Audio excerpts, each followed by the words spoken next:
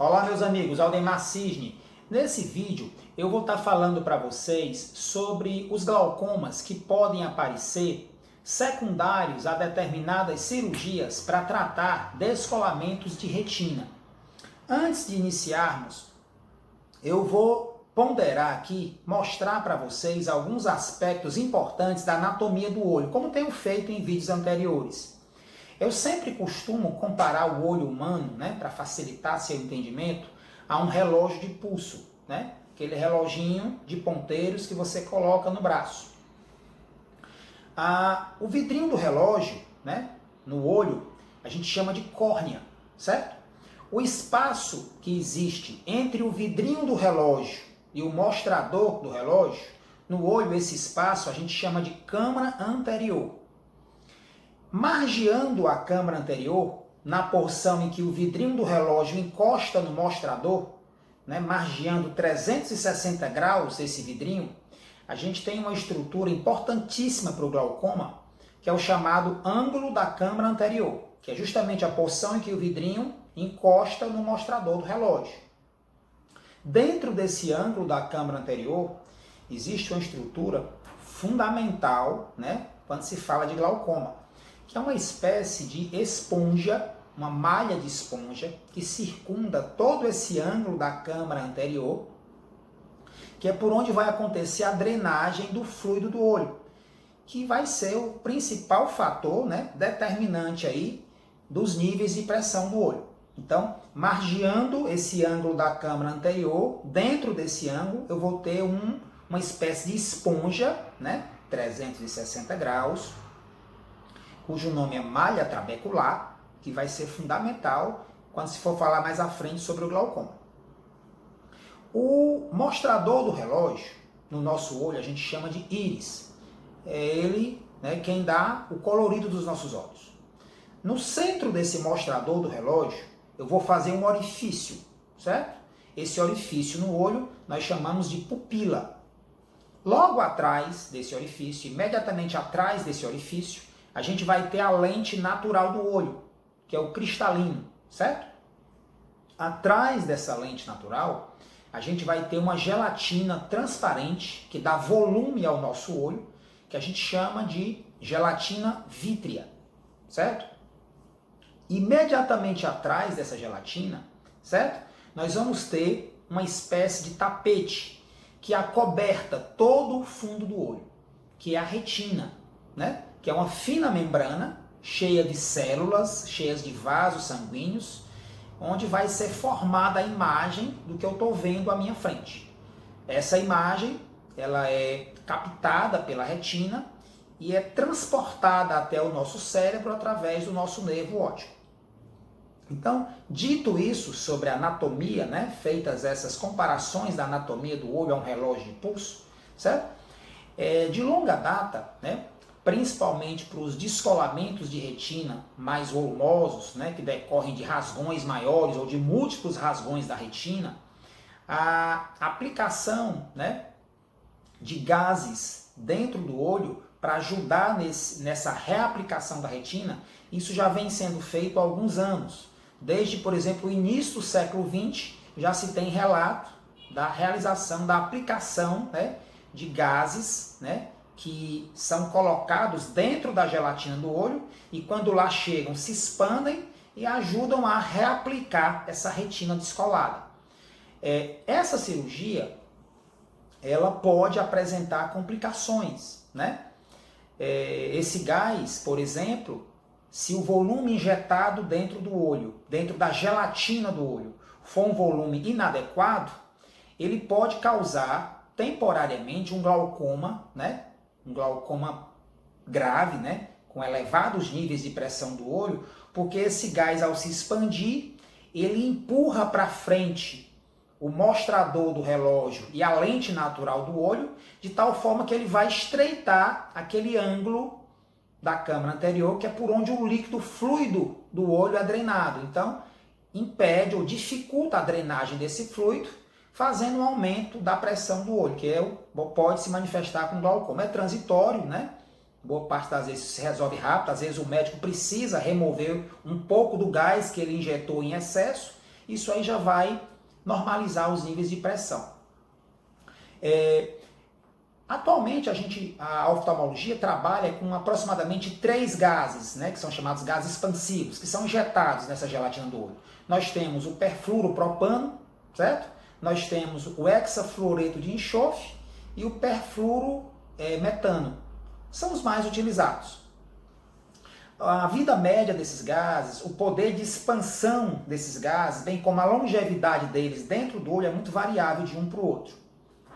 Uma outra substância que costuma ser injetada dentro da gelatina do olho para reaplicar retinas descoladas, né?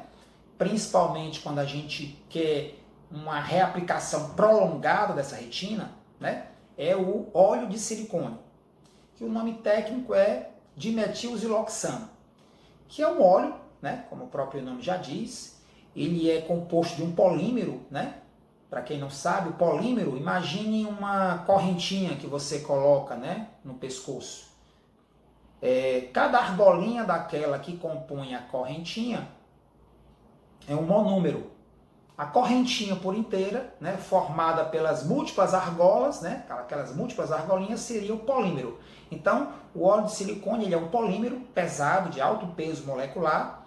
Ele é insolúvel, ele não se mistura com os fluidos do olho, então ele é injetado dentro da gelatina do olho com a intenção de manter, reaplicar essa retina que está solta.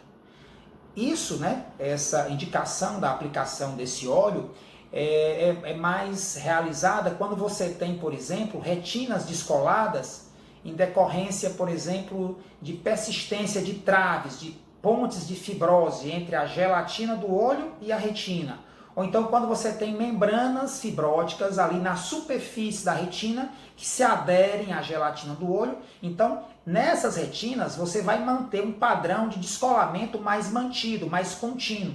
Então, para esses casos em que essas retinas estão ali pela circunstância anatômica persistentemente descoladas, o médico pode precisar lançar a mão desse óleo de silicone. Mas o óleo de silicone, né? O médico lá calcula um valor de volume a ser aplicado e põe esse óleo dentro da gelatina do olho.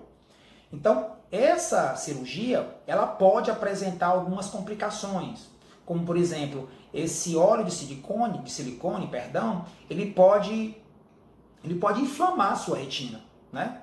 Esse óleo de silicone, ele pode, por exemplo, passar para a porção mais anterior do olho, né? E causar, por exemplo, uma alteração na córnea, né? Uma inflamação na córnea. Ou esse óleo de silicone ele pode migrar para esse segmento mais anterior do olho e chegar lá naquele ângulo da câmara anterior, onde tem aquela esponja, e inflamar, né, essa esponja por onde o fluido do olho é drenado, promovendo um aumento na pressão do olho, certo?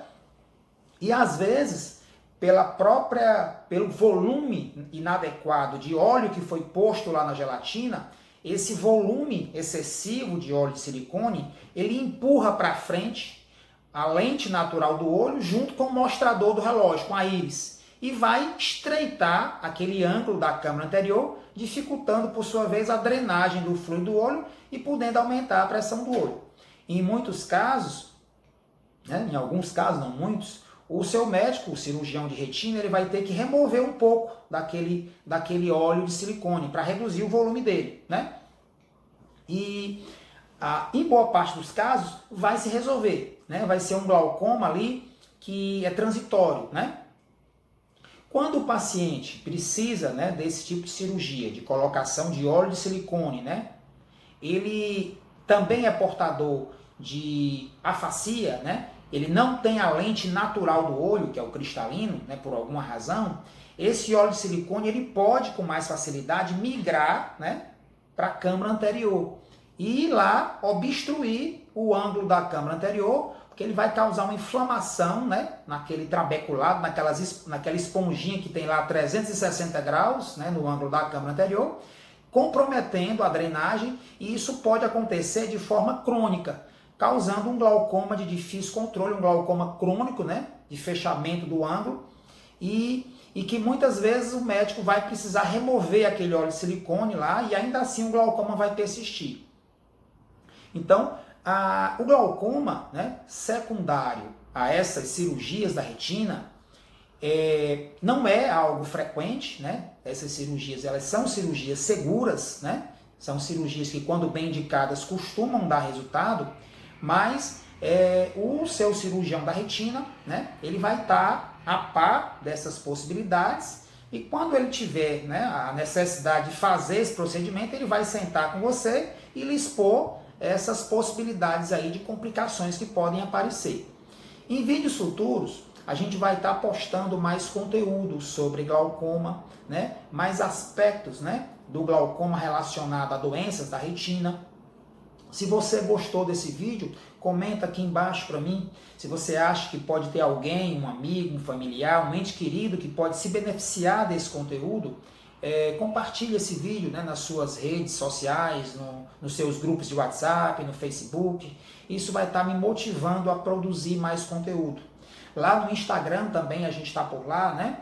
Dr. Aldemar Cisne. Eu tenho uma fanpage lá no Facebook. Diariamente ou quase diariamente a gente posta conteúdo novo lá sobre glaucoma. Segue lá a gente e a gente se encontra em breve. E lembre-se sempre, sorria apesar de tudo. Tristeza pode causar muitas doenças. Um abraço.